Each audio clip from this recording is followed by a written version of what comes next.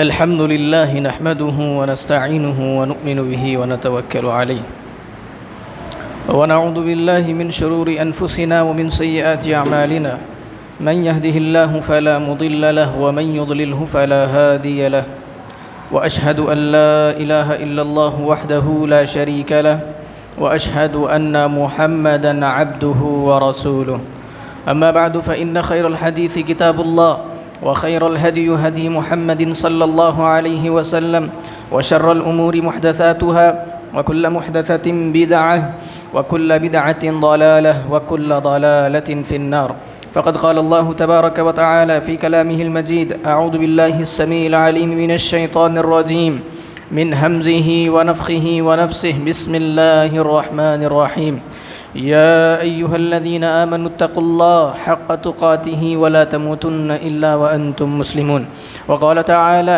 يا أيها الناس اتقوا ربكم الذي خلقكم من نفس واحدة وخلق منها زوجها وبث منهما رجالا كثيرا ونساء واتقوا الله الذي تساءلون به والأرحام إن الله كان عليكم رقيبا وقال تعالى يا أيها الذين آمنوا اتقوا الله وقولوا قولا سديدا يصلح لكم أعمالكم ويغفر لكم ذنوبكم ومن يطع الله ورسوله فقد فاز فوزا عظيما وقال الله تبارك وتعالى في موضع آخر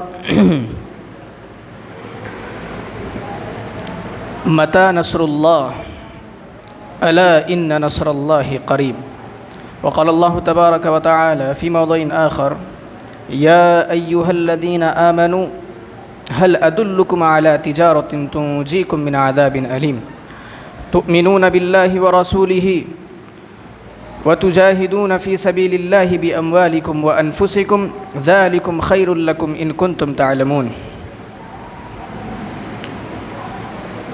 تمام قسم کی حمد و ثنا کبریائی بزرگی اس وحدہ لا شریک خالق کل شیء مالک ارض و سما کے لیے لائق و سزاوار ہے جو کہ ساری کائنات زمین و آسمان اور ان کے درمیان بسنے والی ہر اس شے کا رب العالمین ہے۔ بیش بہا درود و سلام ہو اللہ کے تمام انبیاء علیہم الصلاۃ والتسلیم پر، بالخصوص ذات مقدسہ مطہرہ پر جو کہ ساقی کوثر شافی محشر افضل البشر ہے، جن کا نام نام نامی اسم گرامی احمد مجتبی محمد مصطفیٰ صلی اللہ علیہ وسلم ہے۔ آپ کی ذات گرامی پر درود و سلام پڑھیں۔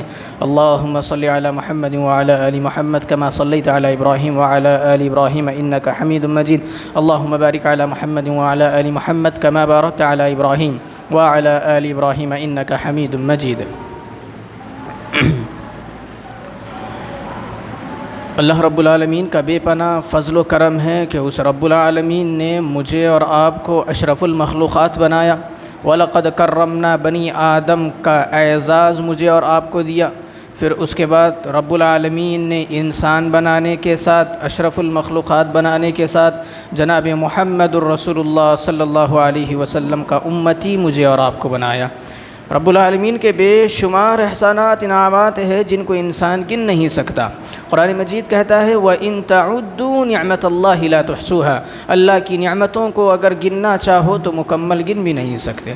بڑی نعمتیں، بڑے احسانات اللہ رب العالمین کے امت محمدیہ کے اوپر ہے، لیکن ایک سوال پیدا ہوتا ہے کہ اتنے سارے احسانات، اتنے سارے انعامات والی امت جس کو اللہ نے کنتم خیر امت اخرجت للناس کہا، تو کہیں امت وسط کہا، تو کہیں امت واجبہ کہا، بے شمار القابات سے رب العالمین نے جس امت کو نوازا، آج وہ امت ہلاکت اور بربادی کے دہانے پر کیوں ہے؟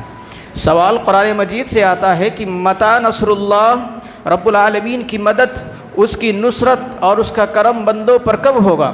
آج دنیا کی حالت آج ہم سے چھپی ہوئی نہیں ہے، دنیا کا منظر ہمارے آگے آیا ہے، ہر جگہ بربادی، ہر جگہ مسلمانوں کی تباہی، ہر جگہ مسلمانوں کی عزت جان اور مسلمان کے ایمان کا خطرہ لگا ہوا ہے۔ اس کی وجہ کیا ہے؟ اللہ رب العالمین نے قرآن مجید کے اندر اس کا تذکرہ کر دیا ہے۔ ہم نے آپ کے سامنے خطبہ مسنونہ کے بعد سورۃ الصف کی آیت تلاوت کی ہے، جس کا پس منظر کچھ یوں ہے۔ عبداللہ بن سلام رضی اللہ تعالی عنہ یہ وہ صحابی تھے جو کہ شیخ التورات کہے جاتے تھے، جن کے پاس تورات کا بڑا علم تھا، تورات کے بہترین عالم تھے، یہ یہودی تھے پہلے، اور بہترین مدینہ کے اندر ان سے بڑا شیخ التورات اور کوئی نہیں تھا۔ بڑے تورات کا علم رکھنے والے سیدنا موسیٰ علیہ السلام کی شریعت کا کما حقہ علم جاننے اور ماننے والے یہ صحابی تھے۔ ایک مرتبہ یہ صحابی رسول اپنے ساتھیوں کے ساتھ بیٹھے ہوئے تھے، صحابہ کی ایک جماعت بیٹھی ہوئی تھی اور سوچ رہے تھے فَعَلِمْنَا أَيُّ الْأَعْمَالِ أَفْضَلُ، اگر ہم کو پتہ چل جائے ہم اعمال تو کر رہے ہیں، نیکییں حسنات تو ہماری ہو رہی ہیں، لیکن ان نیکیوں کے اندر، ان اعمال کے اندر اور سب سے افضل نیکی کون سی ہو سکتی ہے جس کو ہم کریں۔ یہ صحابہ کرام کی فکر تھی۔ آج امت کا حال یہ ہے، دین لینے کو تیار نہیں ہے اور جو ملا ہے اس کے اندر ملاوٹ کے ساتھ آج مسلمان جی رہا ہے۔ صحابہ کی فکر کیا ہوتی؟ ہم نیکیاں تو کر رہے ہیں، لیکن ان نیکیوں میں، ان اعمال میں سب سے بہترین نیکی کیا ہو سکتی ہے جس کو ہم کریں اور اللہ کے یہاں قریب ہو جائے، یہ فکر صحابہ کرام کی تھی۔ اب بیٹھ کر کے سوچ رہے ہیں، خیال کر رہے ہیں۔ یہ صحابی رسول عبداللہ بن سلام رضی اللہ تعالیٰ بڑے مشہور صحابی ہیں۔ یہ جب مسلمان ہوئے تو کس حالت میں ہوئے؟ یہ فرماتے ہیں جب میں مدینہ کے اندر تھا تو قد جاء جب نبی کریم صلی اللہ علیہ وسلم کی آمد مدینہ کے اندر ہوئی، جب آپ مکے سے ہجرت کر کے مدینہ آئے تو مدینہ کی گلیوں میں ایک صدا سن رہا تھا، آ گئے۔ کون آ گئے؟ نبی کریم صلی اللہ علیہ وسلم کی ذات مدینہ کے اندر آ چکی تھی۔ یہ صدائیں میرے کانوں نے سنی۔ جب میں نے دیکھا تو نبی کریم صلی اللہ علیہ وسلم اونٹنی پر سوار ہے، اور سب سے پہلے جو کلمات اور سب سے پہلی تعلیم جو میں نے نبی کریم صلی اللہ علیہ وسلم کی زبان مبارک سے سنی وہ کیا تھی؟ فرماتے ہیں عبداللہ بن سلام رضی اللہ تعالیٰ عنہ کہتے ہیں اللہ کے رسول صلی اللہ علیہ وسلم نے فرمایا یا ایھا الناس افشوا السلام واطعموا الطعام وصلوا الارحام وصلوا باللیل والناس نیام تدخلوا الجنة بسلام۔ سب سے پہلی تعلیم نبی کریم صلی اللہ علیہ وسلم مدینہ آنے کے بعد یہ دے رہے تھے، یا ایھا الناس، اے لوگو، افشوا السلام، سلام کو عام کرو، واطعموا الطعام، کھانا کھلاؤ، وصلوا الارحام، رشتوں کو برقرار رکھو، وصلوا باللیل والناس نیام تدخلوا الجنة بسلام۔ جب ساری دنیا سو رہی ہو، جب ساری دنیا کے اوپر نیند کی نرم چادریں لپٹی ہوئی ہو، اس وقت اٹھو اور اللہ کے لیے قیام کرو، اللہ کے لیے کھڑے ہو جاؤ، تدخلوا الجنت بسلام، سلامتی کے ساتھ جنت میں داخل کر دیے جاؤ گے۔ عبداللہ بن سلام کہتے ہیں یہ میں نے سنا تو ہم جان گئے، فعلمت ان وجهه ليس بوجه كذاب۔ فرماتے ہیں جب یہ میں نے سنا تو میں اس بات کو جان گیا کہ کیونکہ میں تورات کا علم رکھنے والا تھا، تورات کے اندر جو نشانیاں اور تورات کے اندر جو علامات نبی آخر الزماں کے بتائے گئے تھے، ان علامات کو میں نے اس ذات کے اندر دیکھ لیا تھا، کچھ علامتوں کو چھوڑ کر۔ تو جب میں نے دیکھا تو میں سمجھ گیا کہ یہ جو آئے ہیں یہ حقیقت میں ایمان اور توحید کا چراغ لے کر دنیا میں بھیجے گئے۔ فرماتے ہیں فعلمت ان وجهه، جب میں نے ان کے چہرے کو دیکھ لیا، ان وجهه ليس بوجه كذاب، یہ جو چہرہ ہے یہ کسی جھوٹے کا چہرہ نہیں ہو سکتا، یہ جو چہرے کا مالک ہے یہ جھوٹا نہیں ہو سکتا۔ جن کی صداقت کی گواہی کو دیکھنے کے بعد یہ صحابی رسول مسلمان ہو گئے، اور جب مسلمان ہو گئے تو ان کی فکر دیکھیے، صحابہ کے ساتھ بیٹھے ہوئے ہیں اور کوشش کر رہے ہیں کہ کون سا عمل ہمارا اچھا ہے، لیکن جرت کسی کی نہیں ہو رہی ہے کہ نبی کریم صلی اللہ علیہ وسلم کے پاس جائیں اور جا کر کے سوال کریں۔ کہتے ہیں نہیں، اتنے اعمال تو ہم کہہ رہے ہیں، اب یہ جا کر کے سوال پوچھیں گے تو شاید کچھ گستاخی نہ ہو جائے، لہٰذا یہ صحابہ کی جماعت خاموش رہی۔ لیکن جو عرش بری پر بیٹھے ہوئی رب العالمین کی ذات تھی، اس نے ان صحابہ کی دل کی لگی کو سن لیا۔ اللہ رب العالمین نے حضرت جبریل کو بھیجا اور قرآن مجید کی یہ آیتیں نازل ہوئی۔ اللہ کے رسول نے بھیجا جاؤ، وہاں پر کچھ صحابہ بیٹھے ہوئے ہیں، کچھ لوگ بیٹھ کر کے تذکرہ کر رہے ہیں، ان کو بلا کر کے لاؤ۔ ایک صحابی گئے، جا کر کے صحابہ کو بلا کر کے لائے، عبداللہ بن سلام اور ان کے ساتھی آئے۔ جب آئے تو اللہ کے رسول سوال کرتے، بتاؤ کس بات کی میٹنگ چل رہی تھی؟ کہتے یا رسول اللہ کچھ خاص نہیں۔ کہا بتاؤ کچھ تو کچھ چل رہا تھا، کسی بات پر آپ لوگ مدعے پر آپ لوگ میٹنگ کر رہے تھے، بتائیے کیا بات تھی؟ صحابہ کرام کہتے یا رسول اللہ کچھ نہیں تھا، اللہ کے رسول صلی اللہ علیہ وسلم نے فرمایا میرے صحابہ تمہارے جو ایمان کا جذبہ تھا، تمہارے جو ایمان کی غیرت تھی، رب العالمین کو اس قدر پسند آئی ہے، ابھی جبریل ہم سے گزر کر کے جا رہے ہیں، اللہ نے تمہارے لیے قرآن مجید نازل کیا ہے۔ اللہ کہتا ہے یا ایھا الذین آمنوا هل ادلکم علی تجارۃ تنجیکم من عذاب علیم، اے وہ لوگوں جو ایمان لائے ہو، کیا ہم تم کو ایک ایسی تجارت کے بارے میں نہ بتائیں تنجیکم من عذاب علیم، جو کہ تم کو دردناک عذاب سے بچا لے۔ تجارت سے مراد یہاں پر عمل تھا، اعمال تھے، جس کو اللہ رب العالمین نے حضرت جبریل کے ذریعے قرآن بنا کر کے بھیجا تھا۔ اللہ کے رسول فرما رہے ہیں، اللہ فرماتے ہیں یا ایھا الذین آمنوا هل ادلکم علی تجارۃ تنجیکم من عذاب علیم، ایسی تجارت، ایسا سودا جو کہ تمہیں دردناک عذاب سے بچا لے۔ اب یہ سودا کیا ہے میرے بھائیو؟ آئیے قرآن مجید آگے کہتا ہے تؤمنون باللہ، اللہ رب العالمین کی ذات پر ایمان لے کر کے آؤ۔ ایمان لانا کیا ہے رب العالمین کے اوپر؟ پھر آگے فرمایا گیا وَرَسُولِهِ، اور اس کے رسول پر ایمان لاؤ۔ رسول پر ایمان لانا کیا ہے؟ وَتُجَاهِدُونَ فِي سَبِيلِ اللَّهِ بِأَمْوَالِكُمْ وَأَنفُسِكُمْ، اور اللہ کی راہ میں جہاد کرو، اللہ کے لیے لڑو، اپنے مال کے ذریعے سے، اپنی جان کے ذریعے سے۔ اللہ آگے فرما رہے ہیں ذَلِكُمْ خَيْرٌ لَكُمْ إِن كُنتُمْ تَعْلَمُونَ، یہ تمہارے لیے بہتر ہے اگر تم جاننے والے ہو تو۔ تؤمنون باللہ، ذرا یہاں ٹھہریے، غور کرتے ہیں، اللہ نے تؤمنون باللہ کہا تو اللہ پر ایمان لانا کیا ہے؟ قرآن مجید ہی اس کا جواب دیتا ہے۔ اللہ رب العالمین نے جہاں ایمان کا ذکر کیا وہاں عمل صالح کا ذکر کیا۔ غور سے سنیے، نقطہ بیان کر رہا ہوں۔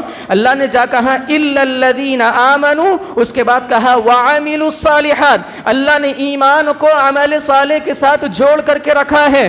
اور سورۃ الکہف کی آخری آیت کو اٹھاؤ، اللہ نے کیا کہا فمن کان یرجو لقاء ربہ فلیعمل عملا صالحا ولا یشرک بعبادۃ ربہ احدا۔ تو جہاں ایمان آیا اللہ رب العالمین نے وہاں عمل صالح کو بھی بتایا۔ ایمان کی اللہ پر دو شکلیں ہیں، دو صورتیں ہیں۔ ایک تو زبان سے اقرار ہو جائے، زبان سے پکا عزم ہو، لا الہ الا اللہ کی گواہی ہو، اللہ کی وحدانیت کا اقرار ہو، اللہ کو ایک مانا جائے، مشکل کشا وہی، حاجت روا وہی، ساری چیزوں کا پالنہار وہ رب وہی ہے، یہ زبان سے اقرار ہے۔ اس کے بعد دوسری جو قسم ہے وہ عمل سے ظاہر کرنا ہے۔ کیسے ظاہر کرنا ہے؟ سورہ انعام کو اٹھائیے، الذین آمنوا ولم یلبسوا ایمانہم بظلم اولئک لہم الامن وہم مہتدون۔ ایمان لا لیے، لا الہ الا اللہ پڑھنے کے بعد ماتھے قبروں کے پجاری بنے ہوئے ہیں، لا الہ الا اللہ کہنے کے بعد ہماری حاجتیں مردوں سے لگی ہوئی ہے، لا الہ الا اللہ کہنے کے بعد دین کے غدار ہمارے ولی بنے بیٹھے ہیں، یہ اللہ کی ذات پر ایمان نہیں ہے۔ الذین آمنوا، ایمان لانے کے بعد ولم یلبسوا ایمانہم بظلم، اپنے ایمان کے اندر، اپنی توحید کے اندر ظلم کو شامل نہ کرنا۔ یا ظلم کون سا ظلم ہے؟ یہ ظلم اللہ رب العالمین کی ذات میں شرک ہے، جس کے اندر آج امت پڑی ہوئی ہے۔ الذین آمنوا ولم یلبسوا ایمانہم بظلم، اللہ نے ایمان کی شرط بتائی کہ جب تم توحید والے بن جاؤ تو پھر بننے کے بعد جم جانا۔ شیطان تمہارے پاس لگا ہوا ہے، کہاں سے لگا ہوا ہے؟ اللہ شیطان بائیں جانب سے، دائیں جانب سے، آگے سے، پیچھے سے لگا ہوا ہے، توحید کے مشن سے تمہیں بھٹکانا چاہتا ہے، توحید کے پیمانے سے تمہارے قدموں کو ہلانا چاہتا ہے۔ اس پر جم کے کھڑے رہو۔ اولئک لہم الامن، قرآن کا وعدہ ہے دنیا میں تم امن اور سلامتی کے ساتھ رہو گے، آخرت میں بھی تمہارا بہترین ٹھکانہ ہوگا۔ اولئک لہم الامن وہم مہتدون، یہی امن والے لوگ ہیں اور یہی ہدایت والے لوگ ہیں۔ سب سے پہلی چیز توحید ہماری زندگیوں سے نکلی، اللہ نے ظلم بربریت ہم پر نازل کر دی، اللہ نے ہلاکت کا لقمہ مجھے اور آپ کو بنا دیا، اللہ کی توحید دل سے نکل گئی۔ توحید کو مسلمان سنبھال کے رکھے، مسلمان کی جان، مسلمان کی عزت، مسلمان کا مال اللہ کے ذمے ہے کہ اللہ اس کی حفاظت کرے۔ اللہ کی توحید کے تم علمبردار بن جاؤ، اللہ تمہاری زندگیوں کو خوشگوار کر دے گا۔ من عمل صالحا من ذکر او انثى وهو مؤمن فلنحيينه حیاتا طیبہ۔ اللہ کہہ رہے ہیں جو نیک اعمال لے کر کے آئے، جن کے اعمال کے اندر ایمان کے ساتھ شرک کی ملاوٹ نہیں تھی اور وہ مومن تھے، چاہے وہ مرد ہو چاہے عورت ہو، فَلَنُحْيِيَنَّهُ حَيَاةً طَيِّبَةً، ہم ان کی زندگیوں کو خوشگوار بنا دیں گے۔ خوشگوار زندگی کا فارمولا اللہ دنیا میں سکھا رہے ہیں۔ اب کوئی رنج، کوئی ملامت، کوئی عذاب تم پر نہیں آ سکتا۔ دوسری چیز وَرَسُولِهِ، اللہ پر ایمان، اللہ کے رسول پر ایمان۔ کس طرح ایمان لانا ہے میرے بھائیوں؟ ایمان نبی پر ہو تو کیسا ہو، اس کی بھی تو شکلیں اور صورتیں ہیں۔ نبی پر ایمان زبان کے ذریعے سے ہو، نبی پر ایمان عمل کے ذریعے سے ہو، نبی پر ایمان محبت کے ذریعے سے ہو، نبی پر ایمان نبی کی شان اور عظمت کو سمجھ کر ہو۔ کس طرح سے؟ ہم نے نبی کو محمد الرسول اللہ صلی اللہ علیہ وسلم کو ذات کو آخری نبی مان لیا، آخری رسول مان لیا، لیکن ماننے کے بعد یہ ہم پر واجب ہو چکا تھا۔ ہماری زندگی کے ہر معاملات میں جو ہماری زندگیوں کا فیصلہ ہوگا مدینے والے کی زندگی سے ہوگا، ہماری تعلیمات جس طرح ہوگی مدینے والے کی زندگی سے ہوگی۔ میرے بھائیوں، اللہ کے رسول پر ایمان لانے کا مطلب یہ ہے کہ نبی پر ایمان لایا جائے، نبی کی ہر اس بات کو اپنا کر، ہر اس بات پر عمل کر کے۔ لیکن آج اطاعت نبی مسلمانوں کی زندگی میں نہیں ہے۔ اللہ رب العالمین کہتا ہے یا ایھا الذین آمنوا اطیعوا اللہ واطیعوا الرسول، جہاں اللہ کی اطاعت کا حکم دیا وہیں رسول کی اطاعت کا حکم دیا۔ جہاں من یطیع الرسول فقد اطاع اللہ کہا تو یہ بات کا اعلان رب نے کر دیا، نبی کی اطاعت کے اندر ہی اللہ کی اطاعت ہے۔ کیوں؟ کیونکہ ان هو الا وحی یوحی، یہ وہ بات ہی کہتا ہے جو کہ اللہ کی جانب سے بھیجی گئی۔ اللہ کے رسول صلی اللہ علیہ وسلم، بڑی مشہور حدیث ہے، ہم نے کئی بار سنی ہوگی، ابو ہریرہ روایت کرتے ہیں، اللہ کے رسول نے فرمایا کل امتی یدخلون الجنت الا من ابا، ساری میری امت، نبی کریم صلی اللہ علیہ وسلم بیان کر رہے ہیں، جتنے کلمے کا اقرار کرنے والے ہیں، جتنے امت محمدیہ میں آنے والے ہیں، یہ سارے کے سارے جنت میں داخل ہوں گے، لیکن کس کے بغیر؟ کون جو داخل نہیں ہوگا؟ کل امتی یدخلون الجنہ الا من ابا، سوائے اس کے جس نے انکار کیا۔ قیل ومن ابا یا رسول اللہ، صحابہ نے سوال کیا اللہ کے رسول منع کس نے کیا؟ کون بدبخت ہوگا جو کہ جنت سے انکار کرے گا، جو کہ کامیابی سے انکار کرے گا؟ کیونکہ سب سے بڑی کامیابی فمن زحزح عن النار، جہنم سے بچا لیا جائے، وادخل الجنت فقد فاز، اللہ کی جنت میں داخل کر دیا جائے، یہ کامیابی ہے۔ کون بیوقوف ہے جی؟ آج ہم دعوے دار ہیں نبی کی محبت کے، لیکن صرف زبان کے۔ آج ہم نے نبی کو مانا تو ہے، لیکن ہماری نبی سے محبت اور نبی سے اتحاد کتنا ہے؟ ہمارے رسم و روایتوں کی طرف دیکھے تو معلوم ہوتا ہے، ہماری شادی بیاہ دیکھے تو معلوم ہوتا ہے، ہماری زندگی کے معاملات دیکھے تو معلوم ہوتا ہے، ہمارا لوگوں کے ساتھ سلوک دیکھے تو معلوم ہوتا ہے، ہمارا رشتہ داروں کے ساتھ سلوک دیکھو تو پتہ چلتا ہے، ہمارے گھر میں ہمارا کردار دیکھو تو پتہ چلتا ہے ہم کتنے اللہ والے ہیں، کتنے نبی سے محبت کرنے والے ہیں۔ سب جائیں گے جی جنت میں، لیکن شکلیں اللہ کے رسول نے دو بیان کر دی۔ جانے والے کون ہیں؟ یہ وہ نہیں ہیں، نبی کی امت میں ابو لہب بھی ہے، ابو جہل بھی ہے، مسلم ابن کذاب بھی ہے، بڑے بڑے منافقین اور مشرکین بھی نبی کی امت کے اندر داخل ہے، لیکن ان کا ٹھکانہ تو جہنم ہے۔ وَلَقَدْ ذَرَأْنَا لِجَهَنَّمَ كَثِيرًا مِّنَ الْجِنِّ وَالْإِنسِ، اللہ نے ان کو جہنم کے لیے بنایا ہے۔ امت کی دو شکلیں ہیں میرے بھائیو، یہ یاد رکھے، اس نقطے کو ذہن میں رکھے۔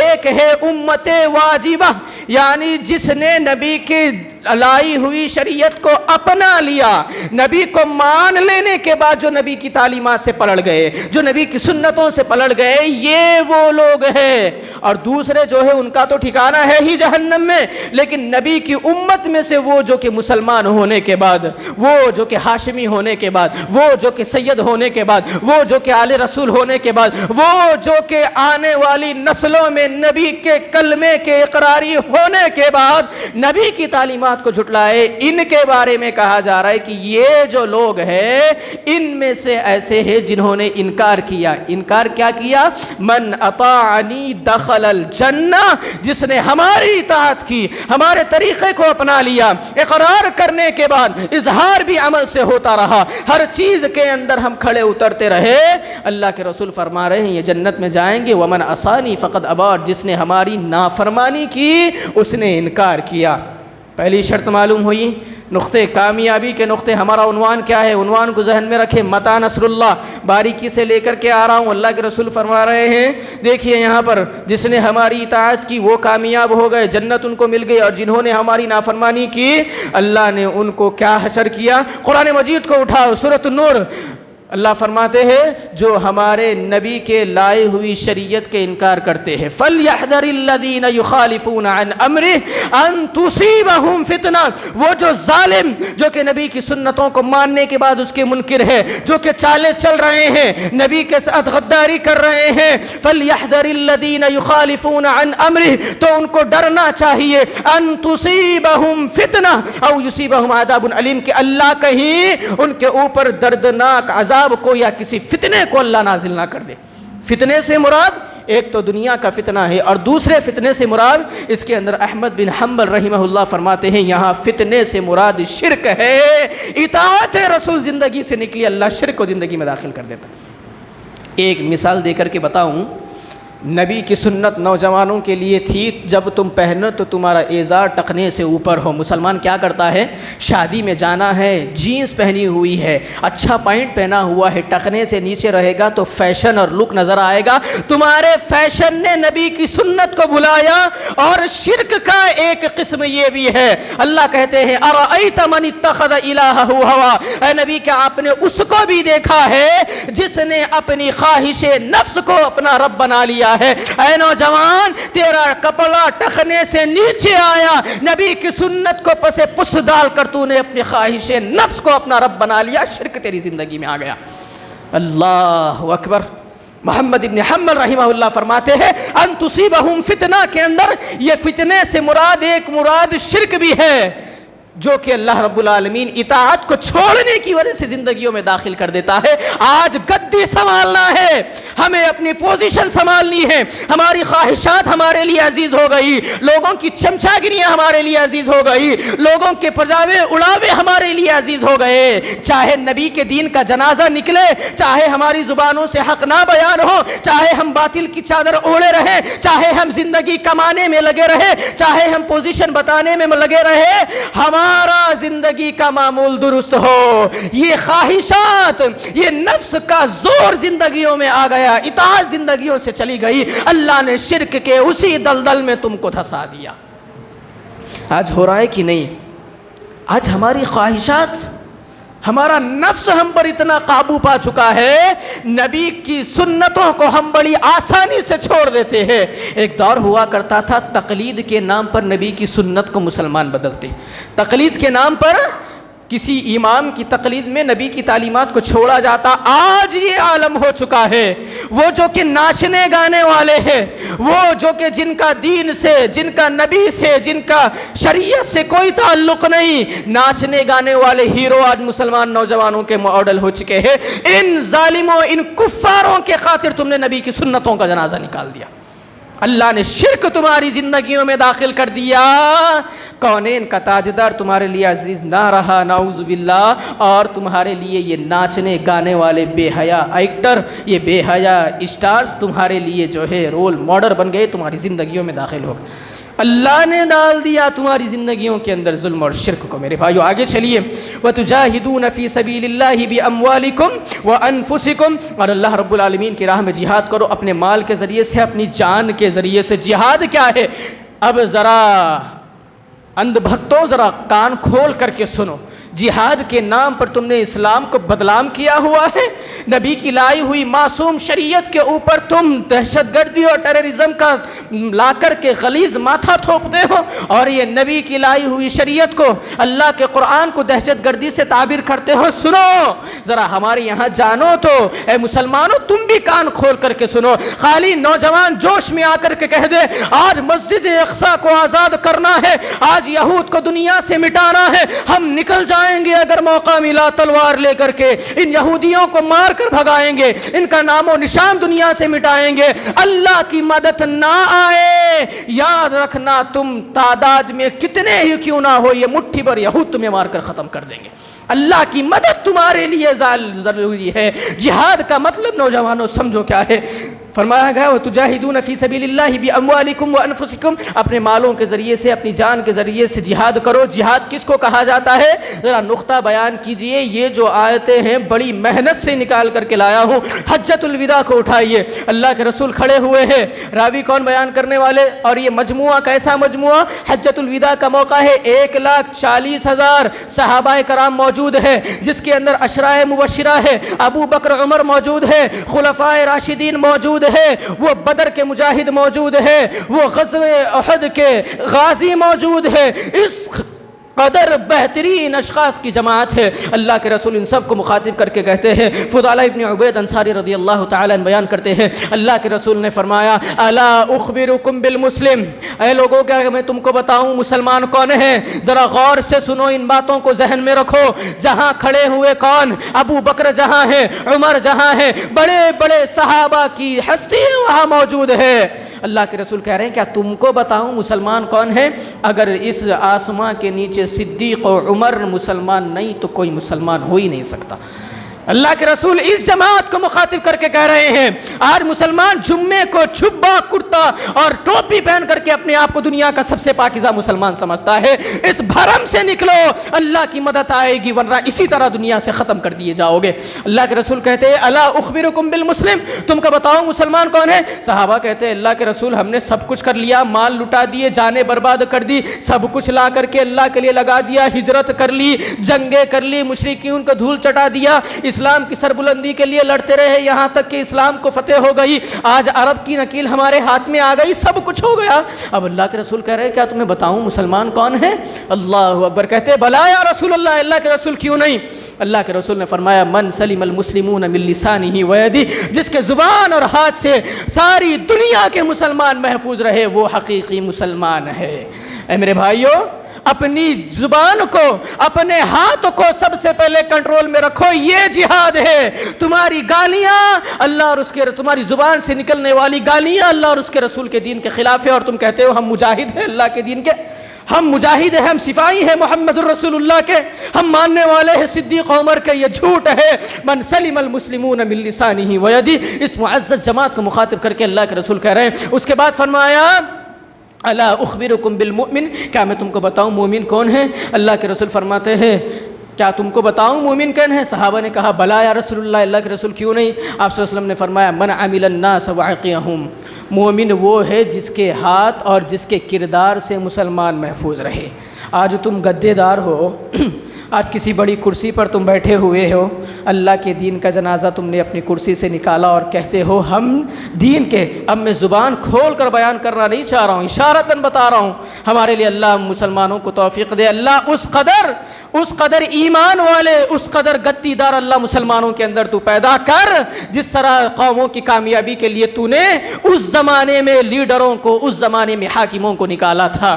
اللہ کے رسول کہہ رہے ہیں تمہارے کردار سے کسی مسلمان کو تکلیف نہیں ہونا۔ آج تم اپنی طاقت کا فائدہ اٹھا کر کے وہ سارے کام انجام دے رہے ہو جو کہ نہیں، وقت اجازت نہیں دیتا ورنہ کھل کر کے بیان کرتا۔ اس کے بعد آگے چلیے، اللہ کے رسول فرماتے ہیں الا اخبرکم بالمہاجر، کیا میں تم کو بتاؤں مہاجر کون ہے؟ اللہ اکبر، مہاجر کون ہے؟ اللہ کے رسول فرما رہے ہیں، اللہ کے رسول کہتے ہیں کیا تم کو بتاؤں مہاجر کون ہے؟ اپنے وطن کو چھوڑ کر چلے جانا، اسی کو ہم نے سب سے بڑی ہجرت سمجھا ہوا ہے۔ میرے بھائیوں، سنن ترمذی، مسند ابن احمد کو اٹھائیے، اللہ کے رسول بیان کر رہے ہیں کیا تم کو بتاؤں مہاجر کون؟ صحابہ نے کہا بلا یا رسول اللہ کیوں نہیں؟ آپ نے فرمایا المہاجر من ہجر النفس، مہاجر وہ ہے جو کہ گناہوں سے ہجرت کرے، اس کا ہجرت گناہوں سے نکل کر کے نیکیوں کی طرف ہو۔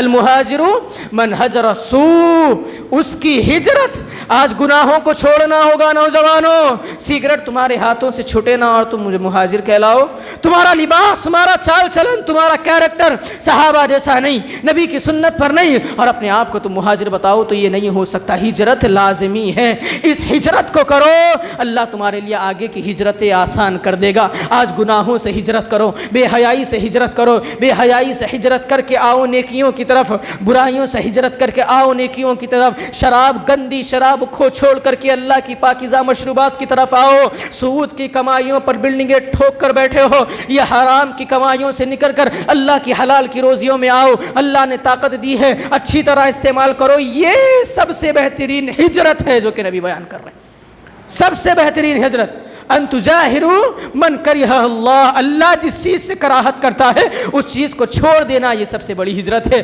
وقت اجازت نہیں دے رہا ہے، کافی تیزی سے آج تاخیر ہو چکی ہے، چلیے تھوڑا سا آگے چلتے ہیں، آپ کو عنوان کی طرف لانا ہے۔ اللہ کے رسول آگے فرماتے ہیں الا اخبرکم بالمجاہد، تم کو بتاؤں مجاہد کون ہے؟ اللہ اکبر۔ نوجوانوں مسلمانوں ذرا یہاں غور کرو، اس نقطے کی طرف تم کو لانا چاہتا ہوں، جہاد کا مسئلہ ہے، تھوڑا سمجھنا میرے لیے اور آپ کے لیے ضروری ہے۔ اللہ کے رسول صلی اللہ علیہ وسلم فرماتے ہیں، سنن ترمذی کی روایت، جو میری اس مسجد کے اندر آئے، قد جاء فی مسجدی، اس کے آنے کا مقصد کیا ہے؟ وہ آ کر کے اس مقصد کے ساتھ میری مسجد میں بیٹھے، یعلمہ او یتعلمہ، کہ دین کو سیکھے یا پھر سکھائے، اس کا آنا، اس کا مسجد میں بیٹھنا، اس کا اس عمل کے ذریعے ہو کہ میں دین لوگوں کو دوں یا کسی سے دین لوں۔ یہاں پر جہاد کی ایک شکل بیان کی جا رہی ہے اس حدیث مبارکہ کے اندر، مسلمانوں کا جہاد زبان کے ذریعے سے ہو، تلوار لے کر کے نکلنا بعد میں ہے، کبھی ضرورت پڑ جائے، پہلا جہاد زبان سے ہونا چاہیے۔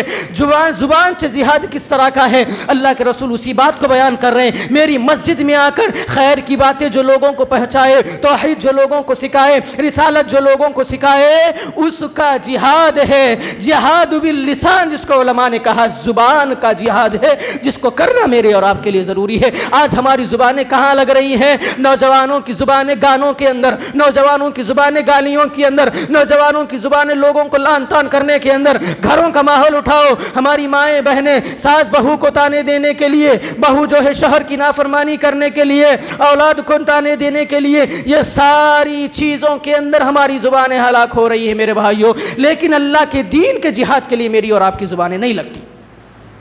اللہ کے رسول صلی اللہ علیہ وسلم نے فرمایا، جب کوئی شخص دین کو حاصل کرنے کے لیے نکلتا ہے، انس بن مالک رضی اللہ تعالیٰ عنہ سنن ابن ماجہ کے اندر روایت کرتے ہیں اور کہتے ہیں، من خرج فی طالب العلم فہو فی اللہ حتی یرجع، ایک شخص جب دین کو حاصل کرنے کے لیے راہ پر نکل پڑتا ہے، کہیں جاتا ہے، دین حاصل کر کے آتا ہے، حتی یرجع، جب تک کہ وہ لوٹ کر کے نہ آئے، اس کا شمار مجاہدین میں کیا جاتا ہے۔ اللہ اکبر۔ دین کو سیکھنے کے لیے نوجوانوں نکلو، آج دین کی کمی میرے اور آپ کے اندر موجود ہے، اسی لیے ہم شکست کھا رہے ہیں۔ دین ہمارے پاس نہیں ہے، کوئی بھی چور لٹیرا آ کر کے ہماری مسجدوں کے ممبروں پر چڑھا ہوا ہے، ہماری جماعت و جمعیت کے ٹھیکیدار بن کے بیٹھے ہوئے ہیں۔ یہ کیوں؟ دین کی کمی میرے اور آپ کے اندر ہے۔ آج ان کے ہاتھوں میں دین چل رہا ہے جن کا دین سے کوئی وابستہ نہیں۔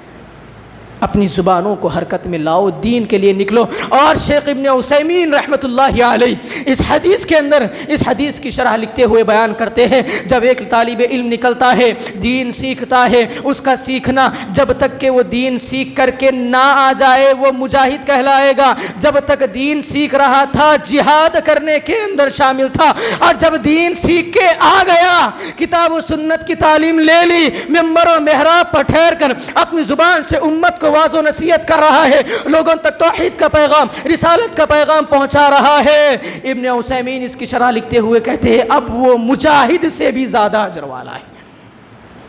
کس لیے؟ آج زبان کا جہاد بتاؤ مسلمانوں تمہارے اندر کہاں ہے، اور تم چاہتے ہو کامیابی تم کو مل جائے۔ وَأَنْتُمُ الْأَعْلَوْنَ إِن كُنْتُم مُؤْمِنِينَ، اگر تم مومن رہو گے تو غالب آؤ گے۔ مومن کی زبان جب کھلتی ہے تو حق بولتی ہے۔ وہ ایک مومن مرد مجاہد تھا جس کو دنیا عمر بن خطاب کے نام سے جانتی تھی، اللہ نے جس کی زبان پر حق کو جاری کر دیا تھا۔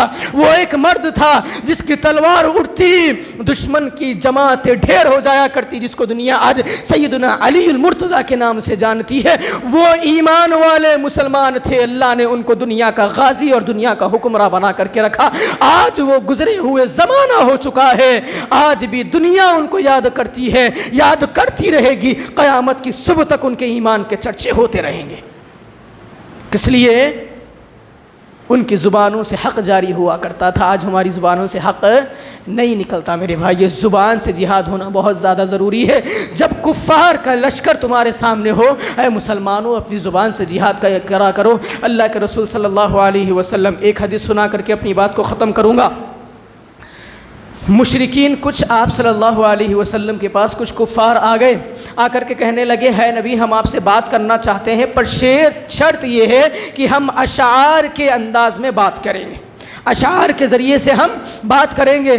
اب اللہ کے رسول صلی اللہ علیہ وسلم تو شعر شاعری نہیں جانتے تھے، یہ ظالم کو معلوم تھا کہ نبی جو ہے شعر شاعری نہیں جانتے۔ اللہ نے کیا کہا؟ وَمَا يَنبَغِي لَهَا، ہم نے نبی کو شاعر بنا کر کے شعر شاعری ہم نے اپنے نبی کو نہیں سکھائی ہے۔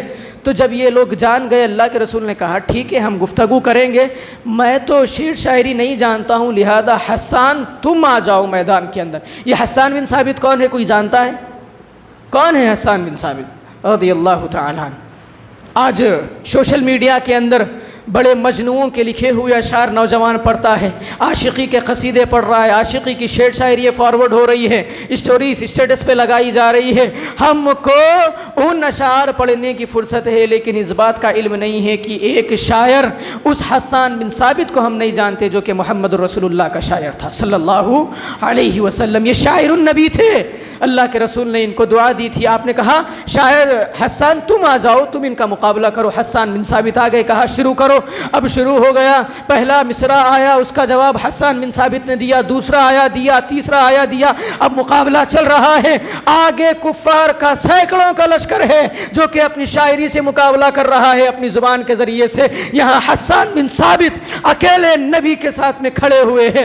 حضرت عائشہ بیان کرتی ہے کبھی ایسا موقع آتا کہ اللہ کے رسول مسجد نبوی میں پروگرام رکھتے، اسٹیج لگایا کرتے، آج کی اصطلاح میں اگر کہوں تو پروگرام ہوتا، اللہ کے رسول حسان بن ثابت کو کھڑا کرتے اور کہتے عجیب انی، حسان ان کو اشعار پڑھ کر کے سناتا جا، میری جانب سے ان کو جواب دیتا جا، یہ دین کے غدار ہیں، ان کو اپنی زبان کے ذریعے سے جواب دیتا جا۔